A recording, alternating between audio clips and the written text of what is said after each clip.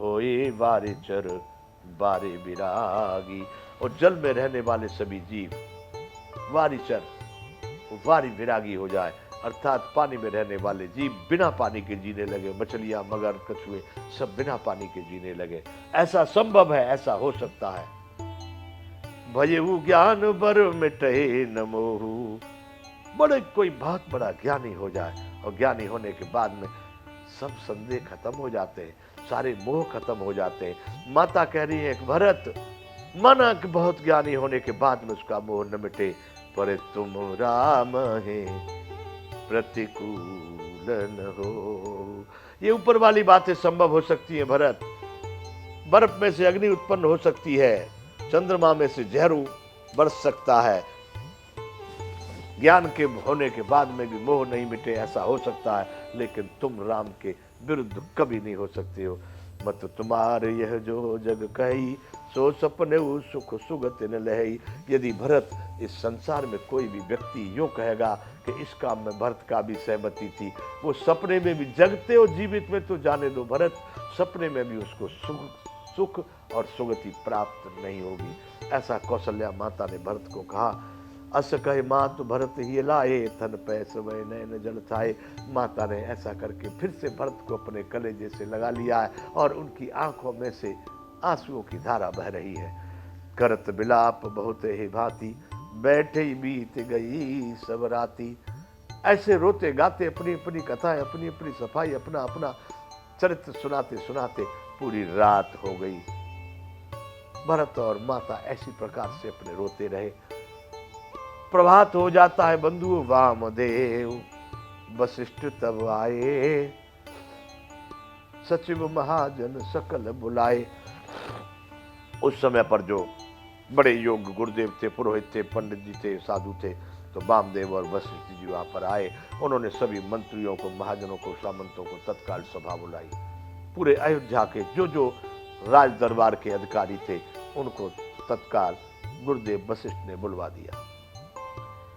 मुनि बहुभांति भरत उपदेशे, कई परमार्थ बचन सुदेशे।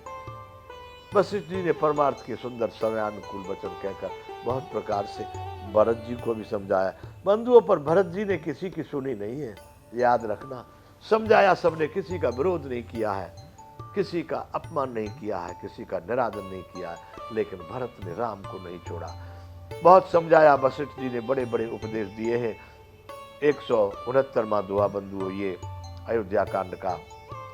तात हृदय धीरज धरो, करहु सो अवसर आज। उठे भरत गुरु बचन सुने, करन कहेहु सब काज। हे भरत जी, आप धैर्य धारण करें। जो आज अवसर है, आज जो करने की जरूरत है, जो आवश्यकता है, आप उस कार्य को तत्काल करें। भरत जी समझेंगे गुरुदेव की आज्ञा है, जो जो कार्य आवश्यक है उनको करना होगा ही। गुरु जी के वचनों को सुनकर के तत्काल भरत जी उठ करके खड़े हो गए और जो जो काम करने के लिए कहे थे उन्होंने भी उन सब कार्यों को करने की आज्ञा दे दी।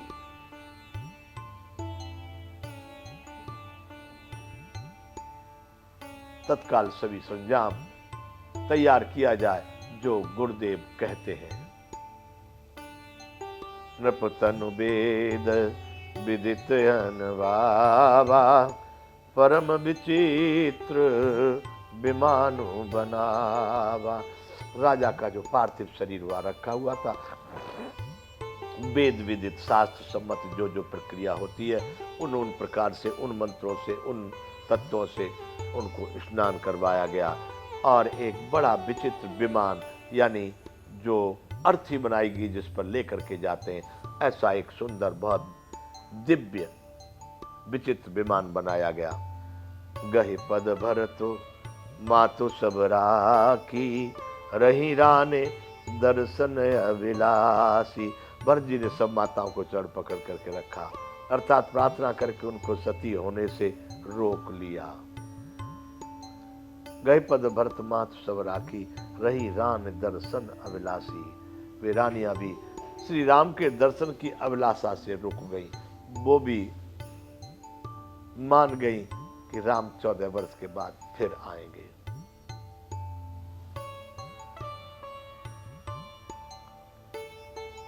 चंदन अगर भार बहु आए, अमित अनेक सुगंध सुहाए। चंदन और अगर का भी एक वृक्ष होता है बंधुओं, चंदन का भी एक वृक्ष होता है, क्योंकि चिता बनाई जाएगी, अग्नि लगाई जाएगी तो लकड़ी की जरूरत है, ईंधन की। तो वहां पर बताया गया कि बहुत सारे चंदन के अगर के भी वृक्ष काटे गए हैं, लाए गए हैं अंदर लकड़े, अनेकों प्रकार के अपार कपूर गुग्गुल केसर आदि सुगंध, अमित अनेक सुगंध सुहाए। अनेक प्रकार के सुगंधित द्रव्यों को वहां पर इकट्ठा किया गया है, मंगाया गया, बोझ के बोझ, बहुत सारा, कम मात्रा में नहीं। सरजू तीर रचे चिता बनाई, जन सुरपुर सोपान सुहाई।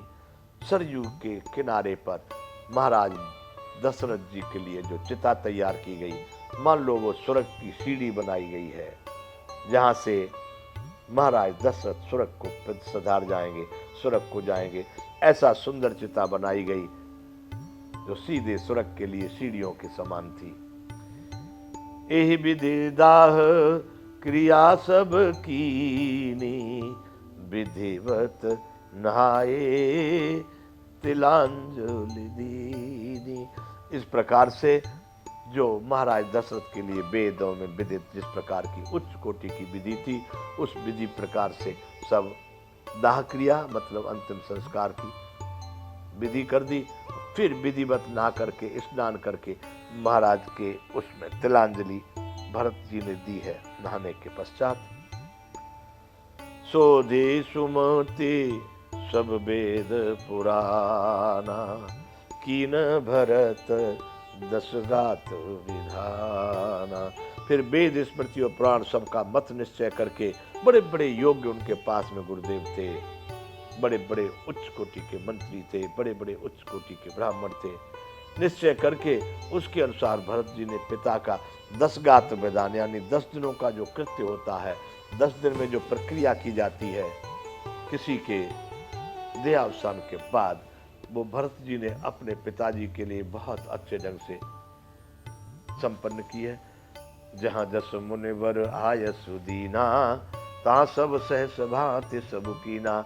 जहां जहां वशिष्ठ जी ने या ऋषि ब्राह्मणों ने या योग्य जो लोग थे उस क्रिया के जानने वाले, उन्होंने जहां जहां जैसा जैसा आज्ञा दिया, भरत जी ने सहस बात हजारों प्रकार से उस क्रिया को उसी विधि से बड़े प्रेम और भाव के साथ में महाराज दशरथ के लिए अंतिम संस्कार के सभी विधानों को प्रेम से पूरा किया। भये विशुद्ध दिए सब दाना, धेन बाज गज वाहन नाना।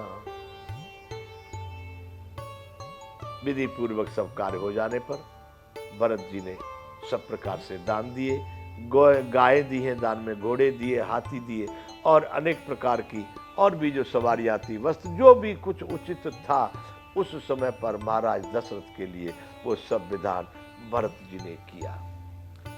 170वां दोहा बंधुओं ये है अयोध्या कांड का। सिंहासन भूषण बसन, अन्न धरन धन धाम, दिए भरत लहि भूसुर, भूमिसुर भय परिपूरन काम। उस समय पर भरत जी ने सिंहासन, गहने, कपड़े, अन्न, पृथ्वी, धन, मकान, भरत जी ने जो भी कुछ जिस लायक था, जिसकी कोई इच्छा रही, उनको सब कुछ दान किया। दिए भरत लय भूमिसुर, भरत जी ने दिए और लय किसने? भूमिसुर पृथ्वी के देवता कहते बंधु ब्राह्मणों को। ब्राह्मणों ने वो सब प्राप्त किया।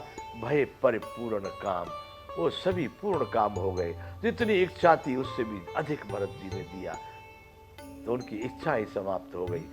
उनके सब के सब सारी मनोकामनाएं अच्छी तरह से पूरी हो गई, वह भी पूर्ण काम हो गए। दिए भरत लहि भूमि सुर, भय परिपूर्ण काम। तो बंधु आज भरत जी ने अपने पिताजी का अंतिम संस्कार करके 10 दिनों के विधान को करके फिर सबको भली भांति दान पुण्य किया है और उन सब ने दान को पा करके प्रसन्नता व्यक्त की है कि हम आज पूर्ण काम हो गए।